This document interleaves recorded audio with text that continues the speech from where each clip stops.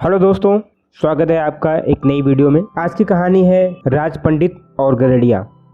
एक बार एक राजा के दरबार में एक सवाल उठा कि ऐसा कौन सा कुआं है जिसमें गिरने के बाद इंसान कभी बाहर नहीं निकल पाता। इस प्रश्न का उत्तर कोई नहीं दे पाया। आखिर में राजा ने राज पंडित से कहा कि इस प्रश्न का उत्तर अगर 7 दिनों के अंदर नहीं लेकर आए तो आपको अभी तक जितना भी इनाम, धन राशि आदि दिया गया है सब वापस ले लिया जाएगा और आपको इस नगरी से बाहर निकाल दिया जाएगा। राज पंडित बहुत परेशान हो गए। एक एक करके 6 दिन बीत चुके थे। राज पंडित को जवाब नहीं मिला।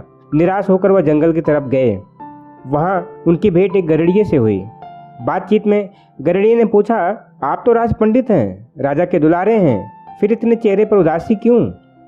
यह गरड़िया मेरा क्या मार्गदर्शन करेगा? सोचकर पंडित ने कुछ नहीं कहा और आगे चल पड़े। इस पर गरड़िए ने पुनः उदासी का कारण पूछते हुए कहा, पंडित जी, हम भी सत्संगी हैं, हो सकता है कि आपके प्रश्न का जवाब मेरे पास हो, अतः निसंकोच कहिए। गरड़िए के इस तरह से कहने के बाद राज पंडित ने प्रश्न बता दिया और कहा कि अगर कल तक प्रश्न का जवाब नहीं मिला तो राजा मुझे अपने नगर से बाहर निकाल देगा। गरड़िया बोला, मेरे पास पारस है, उससे तुम खूब सारा सोना बना सकते हो। एक राजा क्या, लाखों राजा तुम्हारे आगे पीछे घूमेंगे। बस पारस देने से पहले मेरी एक शर्त है और वह शर्त तुम्हें माननी होगी। तुम्हें मेरा चेला बनना पड़ेगा।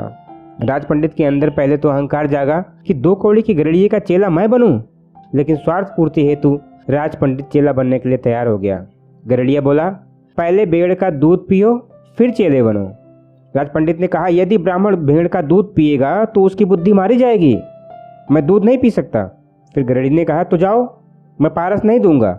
राज पंडित बोला, ठीक है, मैं दूध पीने को तैयार हूँ, आगे क्या करना है?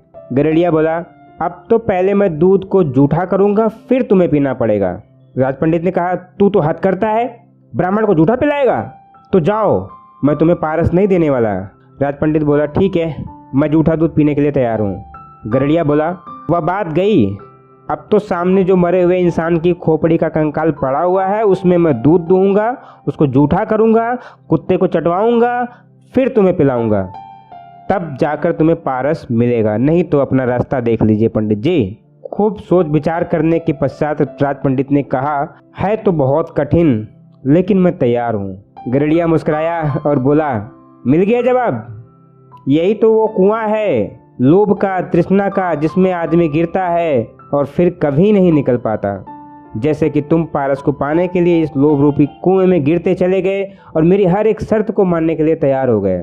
तो दोस्तों, ये सच है कि लोभ एक ऐसा कुआं है जिसमें गिरने के पश्चात इंसान कभी बाहर नहीं निकल पाता। वह उसमें गिरता गिरता और गिरता चला जाता है। आज की कहानी कैसी लगी कमेंट करके ज़रूर बताएं। मेरे चैनल को लाइक करें, सब्सक्राइब करें। बहुत बहुत धन्यवाद।